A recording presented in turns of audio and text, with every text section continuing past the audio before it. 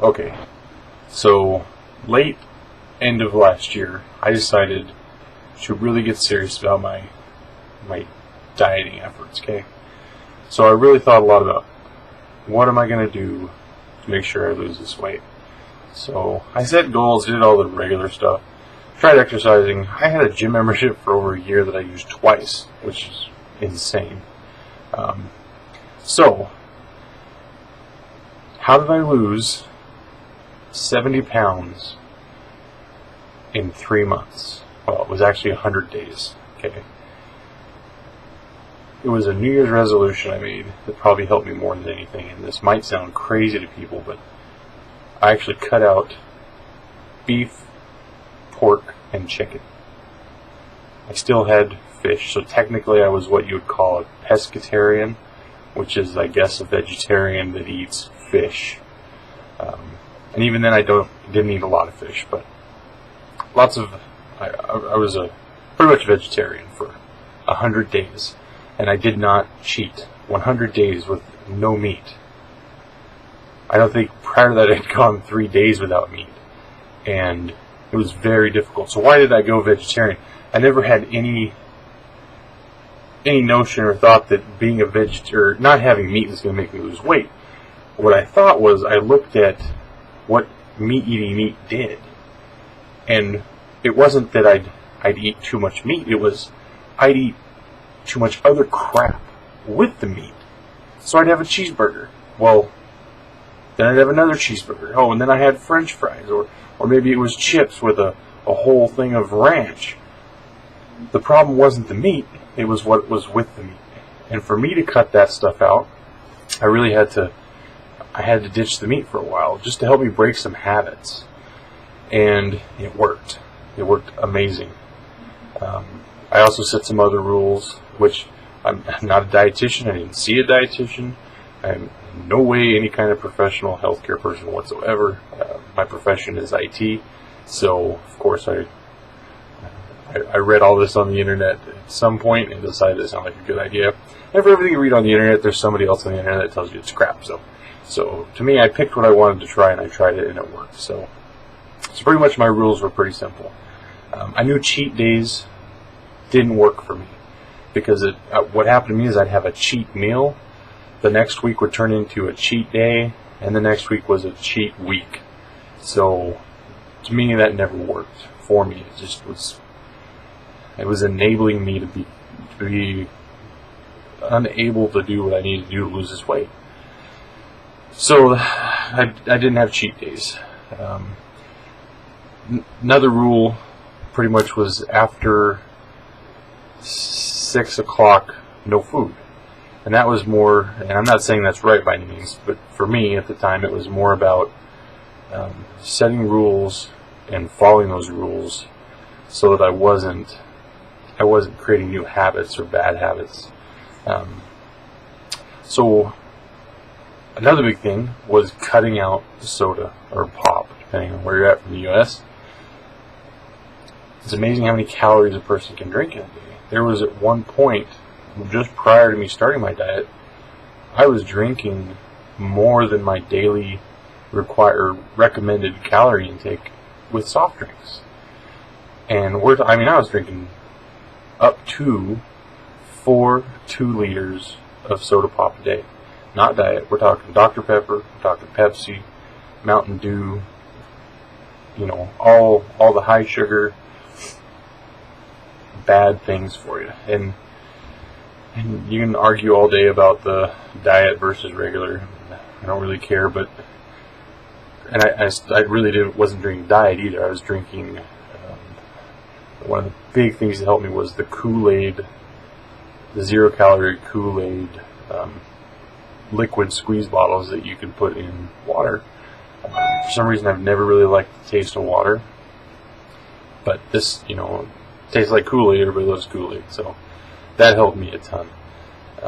Also, another big thing was my wife going on the diet with me, and that's really important because if you've got all these other people in your house eating all these foods you can't eat, it makes it really difficult. There's a lot of temptation there, And the more you can take the temptation out of your life, the better off you are, and the less likely you are to fall victim to that temptation.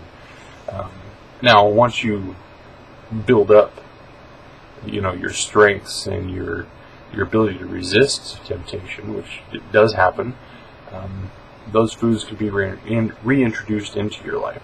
So I am back to eating some meats now, but I have rules, because one of the issues for me was if I'd had a cheeseburger, I'd eat a whole bag of Doritos too.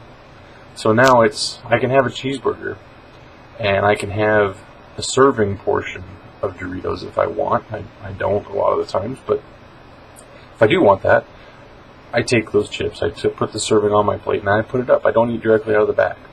That is the biggest thing, is you don't think about what you're doing when you're eating out of the bag. And that goes, really when you're morbidly obese, it's like your brain blocks a lot of what you eat throughout the day. And that's why it's really important, if you can, to try to keep a food diary also, just to really see what you're eating and make it a habit, at least for a while. Every time you pick up a piece of food, you write down what it was, and then at the end of the day or at the end of the week, whatever, you reflect on it and look, wow, I probably shouldn't have eaten those 3,000 calories of Doritos that day.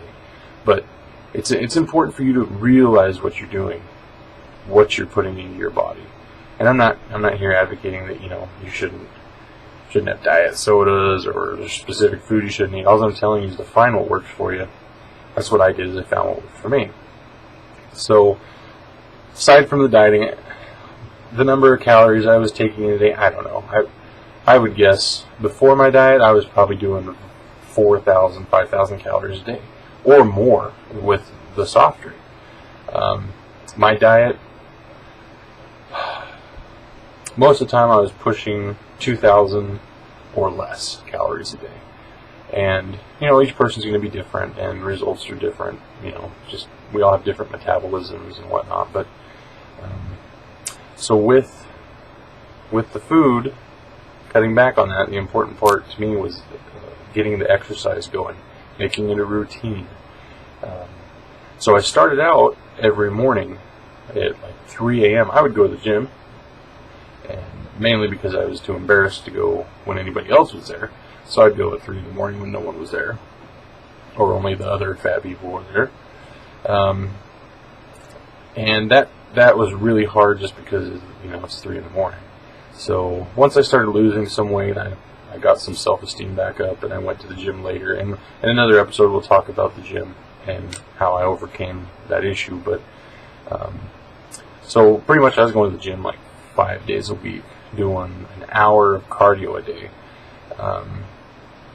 And eventually I got into doing a little bit more than just cardio, doing some weightlifting and some other intensity training things. But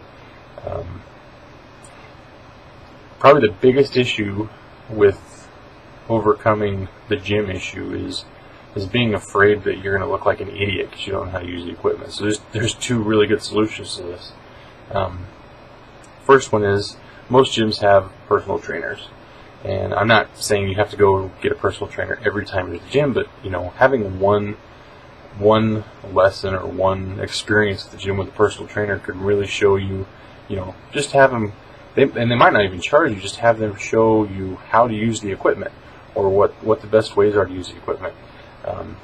The other thing is, you're on YouTube already, you're watching this video, Google the equipment you want to use, or search it on YouTube. And watch the videos. There are instructional videos for everything you can imagine. Equipment in the gym, it's insane. So anyways, that's the key to how I got to where I'm at. Dieting and exercise.